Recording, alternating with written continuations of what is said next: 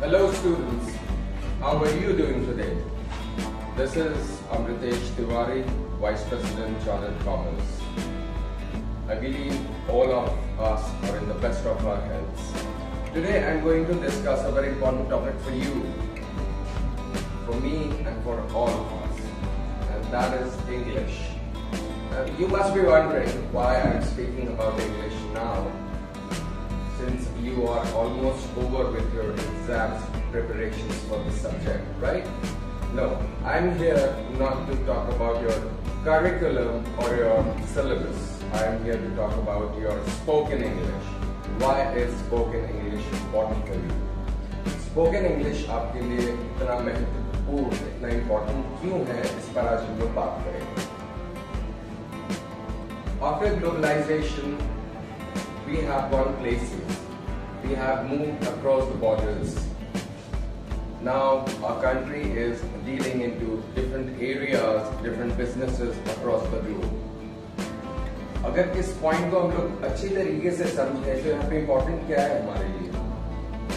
About culture, learning the culture of that particular country, and about the language of that particular country or a specific country. For example, if I have some business in Japan, then should I learn Japanese? क्या मुझे Japanese सीखनी चाहिए? या फिर मेरा एक common language हो जिससे मेरा काम अच्छी तरीके से पूरा हो जाए? And the answer is yes, एक common language चाहिए हमें, and that language is English. And hence, I will explain you the importance of English as spoken language, which is very important for you now and the years to come and for your entire future. So let's start. Now, why is English important? It's a medium of communication. When you communicate to people, you have 2 points. You have to convey your points. आपको अपने points को लोगों तक पहुंचाने होते हैं. And second is to empower them. आपको उनको empower करना होता है, उनको सक्षम बनाना पड़ता है, आप जो बोल रहे हैं वो समझ सकें. Herein comes the importance of English again. Now English is a global language. अगर आप देखें तो मैंने global को black ink में अलग दिखाने के लिए लिखा हुआ है. इसका मतलब है it's a global language which is accepted across the world.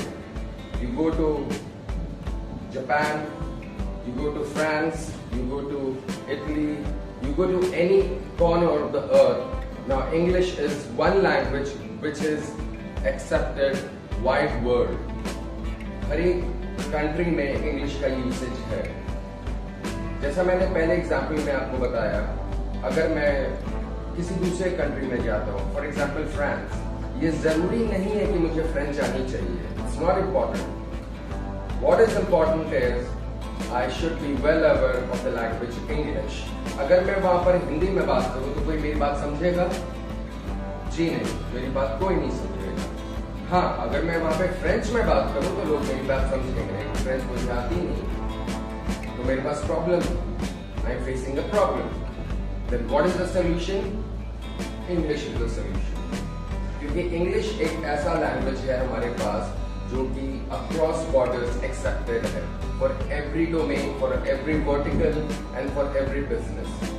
So it is a global language which is being accepted wide world, जिससे हमें काम करने में कभी परेशानी नहीं होती. आप जिस भी कंपनीज में काम करेंगे, कभी आपके वीडियो कॉन्फ्रेंसेस होंगे, मीटिंग्स होंगे विद द फॉरेन क्लाइंट्स, तो वहां पे आप कौन सा लैंग्वेज यूज करेंगे? नेटिव लैंग्वेज आप नहीं यूज कर सकते हैं. आप उनकी लैंग्वेज बोल नहीं सकते हैं, तो वहां पे हम इंग्लिश में बात करते हैं. That is why English is very important for you. जब आप अपने करियर में आगे बढ़ेंगे तो आपको वेरियस कंपनीज में काम करने का मौका मिलेगा, अलग अलग डोमेन में काम करने का मौका मिलेगा, अलग वर्टिकल्स में काम करने का मौका मिलेगा. उससे आप डिफरेंट कल्चर्स को सीखेंगे, कंट्री में जाके उसके कल्चर्स को सीखेंगे. लेकिन क्या वहाँ की लैंग्वेज आप सीख पाएंगे तुरंत? विद इन अ वीक और अ मंथ, एक हफ्ते या एक महीने में आप सीख सकते हैं उस लैंग्वेज को? नहीं. वहां आपके काम आएगा English. English will help out there. Second, world of new opportunities.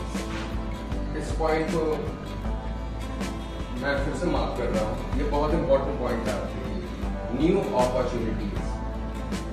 For example, अगर आप कॉमर्स स्ट्रीम से हैं, साइंस स्ट्रीम से हैं, आर्ट्स स्ट्रीम से हैं, आपकी बेसिक पढ़ाई किसी भी स्ट्रीम में रही हो, अगर आप मार्केटिंग में काम कर रहे हैं, फाइनेंस में काम कर रहे हैं, आप HR में काम कर रहे हैं, तो आपको वेरियस क्लाइंट से डील करना पड़ेगा।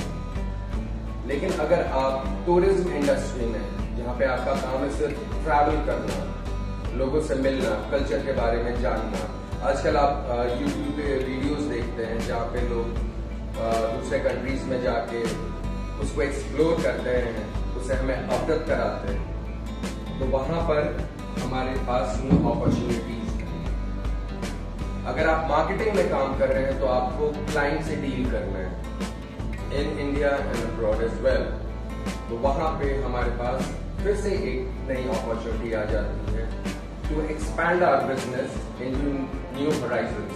हमारा स्पेक्ट्रम बड़ा हो जाता है, right? So it creates a world of new opportunities for you. आप किसी भी फील्ड में जाएं, किसी भी डोमेन में जाएं, चाहे वो फाइन आर्ट्स हो, ह्यूमैनिटीज हो, साइंस हो। बहुत लोग साइंस की पढ़ाई करने के लिए फॉरेन लोकेशंस जाते हैं MSMD के कोर्सेज के लिए। बहुत सारे बच्चे MBA करने बाद कॉमर्स स्ट्रीम से, जो उनका बेसिक रिक्वायरमेंट होता है, उसके लिए वो लोग फॉरेन लोकेशंस प्रेफर करते हैं। तो उसके लिए हमें बेसिक इंग्लिश की जरूरत पड़ती है, ना ही सिर्फ लिखने के लिए बल्कि बोलने के लिए। हम जब बुक्स पढ़ते हैं, कोर्स बुक्स, टेक्स्ट बुक्स, बहुत सारे बुक्स हमारे इंग्लिश लैंग्वेज में होती है, इसलिए आपके लिए इंग्लिश इतना इंपॉर्टेंट है, because it creates a world of new opportunities for you. Now we come to the third point. Now, you're the hot property for the employers. Absolutely. You're the hot property there. Each and every employer from the organizations across the globe wants somebody to hire who can speak fluent and good English. आप कहीं भी interview देने जाते हैं तो वहां पे आपका इंटरव्यू आपसे पूछा जाता होगा कि आप हिंदी में दें या इंग्लिश में दें। बट कोई भी ऑर्गेनाइजेशन चाहती है कि जब आप उसको ज्वाइन करें तो आपकी इंग्लिश अच्छी होनी चाहिए, राइट? तो you are the hot property for employers. Employers चाहते हैं कि अगर आप किसी स्पेसिफिक डोमेन में काम कर रहे हैं तो आप तो अपना काम करते ही रहे। अगर ट्रेनिंग देनी है, इवेंट्स ऑर्गेनाइज करने हैं, उसको होस्ट करना है, क्लाइंट से बात करनी है, प्रेजेंटेशंस देनी है बोर्ड ऑफ डायरेक्टर्स में, तो वहां पे क्या काम आता है? इंग्लिश। आपको इंग्लिश में फ्लुएंट होना पड़ेगा। जब हम लोग पावर पॉइंट की बात करते हैं, पावर पॉइंट प्रेजेंटेशंस के लिए जो मल्टीनेशनल कंपनीज में होती हैं, जहां पर आप जाएंगे आगे अपने फ्यूचर में, तो वहां पे क्या है? English. And then you become the hot property, you are the most sought after person in that company. Right? Now again we come to the fourth point. It's a simple language to learn. Yes, English is a simple language to learn. जिसने भी आपको बोला है कि English बहुत tough है, बहुत मुश्किल है, आप नहीं सीख सकते हो, मेरे हिसाब से वो गलत है। मैं उनको गलत तो नहीं बोलूंगा, लेकिन हाँ, मेरे हिसाब से वो सही है। English is a very very simple language to learn. हम जब स्कूल में होते हैं, किसी भी बोर्ड से होते हैं, ICSE की बात कर लो या और भी किसी बोर्ड की बात कर लो, जहां से भी, बिहार की बात कर लो, उसके बाहर की बात कर लो, कहीं से भी जो बच्चे आते हैं, स्कूल में हम लोग हिंदी बात करते हैं, राइट? हम लोग सारे हिंदी में बात करते हैं। हमें पनिशमेंट मिलती है कि आप उस बॉक्स में 1 का सिक्का डालो, 10 रुपए का नोट डालो, अगर आप हिंदी बोलते हुए पकड़े गए, फिर भी हम लोग हिंदी बोलते। ओके, नाउ यहाँ पे हमें एक इम्पोर्टेंट बात समझनी है, बहुत इम्पोर्टेंट बात के लिए। सर सिंपल लैंग्वेज में क्यों बोल रहा हूँ? बार बार मैं सिंपल पे हाईलाइट क्यों कर रहा हूँ? सिंपल मैं क्यों बोल रहा हूँ कि simple language to learn? English में अगर आप डीप स्टडी करें तो उसकी सिमिलैरिटी आपको संस्कृत से भी मिलेगी। बहुत सारे वर्ड्स हैं इंग्लिश में जो संस्कृत से उठाए गए, जो कि इंडिया की देन है, भारतीयों की देन है, हमारी देन। It's a simple language to learn. आपको करना कुछ नहीं है, आपको on a daily basis newspapers, articles, magazines पढ़ने, आप जो वीडियोस देखते हैं, जो वीडियोस आप देखते हैं या जो मूवीज देखते हैं, उसमें एक ऑप्शन होता है सबटाइटल्स। सबटाइटल्स यानी वो जो बोल रहे हैं उसमें जो एक्टर्स हैं, जो भी बोल रहा है, जो प्रेजेंटर्स हैं, वो जो बोल रहे हैं वो नीचे इंग्लिश में लिख कर आता है। उस पर कॉन्सेंट्रेट करिए, take it as a study. उसको एक पढ़ाई के तौर पे उस वीडियो को देखिए। अगर आप कोई मूवी भी देख रहे हैं तो उसको एक पढ़ाई के तौर पे देखिए। उस मूवी को आपने देखा, आपने एक सीन देखा, उसने क्या बोला, आपने पढ़ा, वापस उसको रिपीट किया। ऐसे करते करते आप फ्लुएंट होते जाएंगे, आपका थॉट प्रोसेस उसी लैंग्वेज में काम करने लगेगा। जब आप सोचेंगे भी तो आप उस लैंग्वेज में सोच पाएंगे, और जब हम कुछ सोचते हैं किसी पर्टिकुलर लैंग्वेज में तो हम उस लैंग्वेज में एक्सपर्ट हो जाते हैं। Right? So it's a simple language to learn. जितने बुक्स होते हैं आप बुक्स पढ़िए, नॉवेल्स पढ़िए। आपने राइटर्स का नाम सुना होगा, Ruskin Bond, Emma James, these are very good writers. अगर आपको इंग्लिश में इम्प्रूव करना है तो आपने न्यूज़पेपर्स का नाम सुना होगा, हिंदू न्यूज़पेपर आता है, आप हिंदू के आर्टिकल्स पढ़िए। Economist, economic times, time magazines, ये सब मैगजीन्स उठा के न्यूज़पेपर्स के आर्टिकल्स पढ़िए, टाइम्स ऑफ इंडिया के आर्टिकल्स पढ़िए, आपकी इंग्लिश इंप्रूव हो जाएगी। And the fifth and the last point is English is fun. Yes, absolutely. इसलिए मैंने यहाँ पे ये kind of smiley यहाँ पे बनाया है। English is fun, right? आपने सही सुना है, English is fun. जब भी हम OTT प्लेटफॉर्म सर्च करते हैं, हम लोग बहुत सारी सीरीज ढूंढते हैं। नेटफ्लिक्स होता है ना, हम लोग जाते हैं कि आज कौन सी सीरीज आई, कौन सी मूवी आई। बहुत सारी मूवीज हमें इंग्लिश में मिलती हैं, सीरियल्स हमें इंग्लिश में मिलते हैं, documentaries about people, famous people जो हिस्ट्री में रहे हैं, उन पर हमें इंग्लिश में डॉक्यूमेंट्रीज मिलती हैं। वो बहुत अच्छा सोर्स होता है आपके पास नॉलेज गेन करने के लिए। वो हमें कहाँ से मिलता है? इन सारे OTT प्लेटफॉर्म से। गूगल हमें देता है इंफॉर्मेशन इंग्लिश में। तो it's as well a fun activity. आप एंटरटेनमेंट के साथ साथ सीख रहे हो। आपको कुछ ऐसा नहीं अपने ऊपर बर्डन लेना है कि इंग्लिश सीखना है तो मेरे सर पे बर्डन है। No, never. It's only fun for you. आप जब एक मूवी देख रहे हो, आप एक सीरीज देख रहे हो, try and learn new words, try and learn new sentences, new phrases, new idioms. उसको सीखने की कोशिश करिए। एक बार नहीं समझ में आ रहा, वापस उसको रिपीट करके फिर से सुना। 2-3 बार आप सुनेंगे, आपके जहन में वो बैठ जाएगा, आपको याद हो जाएगा। So rightly said, English is fun, absolutely. अब बात करें, सारे पॉइंट्स को इकट्ठा कर लें हमारे पास, तो हमें क्या लगता है कि एक लाइफ में सक्सेसफुल होने के लिए हमें क्या चाहिए? हमारे ड्रीम्स होते हैं, हमारे पैशन होते हैं। We all have dreams, we all have our passion, we have a set target. Somebody wants to be an actor, somebody wants to be a businessman, somebody wants to work in a multinational company, somebody wants to be a teacher, a lecturer, a professor. इन सब चीजों के लिए, इन सब profiles के लिए, अलग अलग domain में एंटर करने के लिए you have to learn English. हाँ, एक फैक्ट बताऊंगा, वो सुन के शायद आप थोड़ा सा स्ट्रेस हो जाए कि विदाउट इंग्लिश चीजें थोड़ी मुश्किल हो जाती हैं। But again, English is a simple language to learn and English is fun. इन दोनों को रिलेट करिए। Simple and it's fun, right? तो इंग्लिश सीखना बहुत इंपॉर्टेंट है आपके करियर पर्सपेक्टिव के लिए, आपके ग्रोथ के लिए। For example, 2 employees, take the example of 2 employees, employee A and employee B. They both scored equal mark in a test in a multinational company. Out of 100, they both scored 75.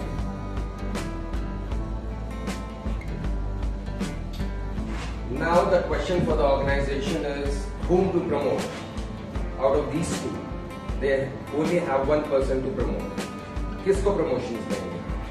वहाँ पे बहुत सारे factors play करते हैं, like आप किस level पे deal करते हैं, आपके audience कौन-कौन, आप जब meetings होती हैं तो आप कितना बोलते हैं meeting में, किस तरीके से बोलते हैं, ये सारे factors calculate होते हैं when it comes to promotions or being selected for a multinational company or for any company. आज की डेट में अगर हम देखें तो अगर हमारे पास गवर्नमेंट ऑफिसर्स भी हैं, वहाँ भी it's mandatory to have a sound knowledge of English. आपने जॉब डिटेल्स देखा होगा, उसमें क्या एक्सप्लेन होता है, एक कैंडिडेट को इंग्लिश की नॉलेज होनी चाहिए, well written and spoken. Communication has to be perfect from their side. Therein comes the importance of English. Now, इस केस में इन दोनों का मार्क स्कोर है, but one employee is ahead when it comes to presentations, when it comes to meetings, when it comes to hosting events. He is always on stage and he speaks fluent English. He has the sound knowledge of English. For the example, that is employee B, then whom should I promote or whom should you promote? Answer आपके पास, that's employee B.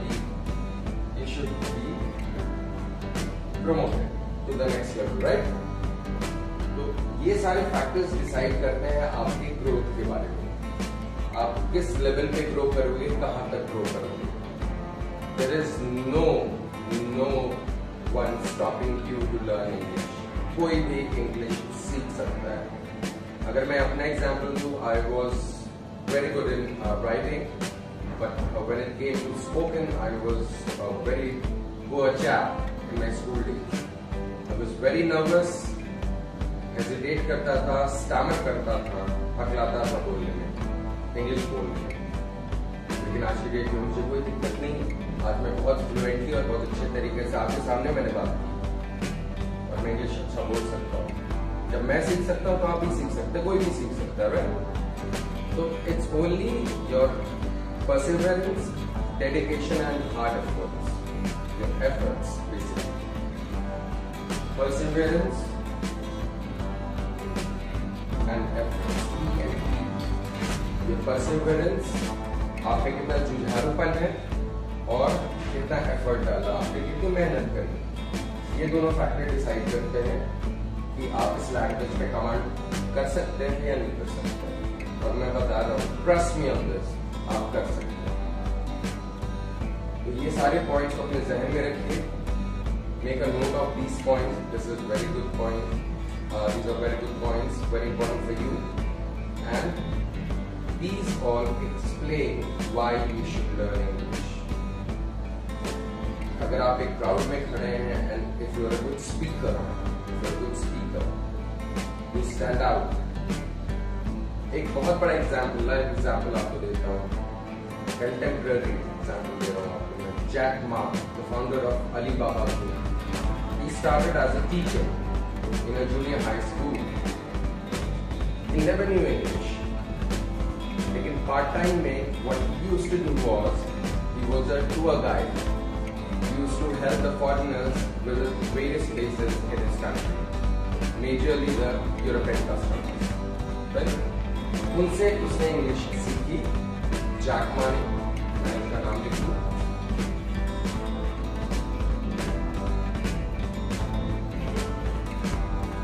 ये उनका नाम Jack Ma. आप इसके बारे में Google करें, इनकी हिस्ट्री देखें.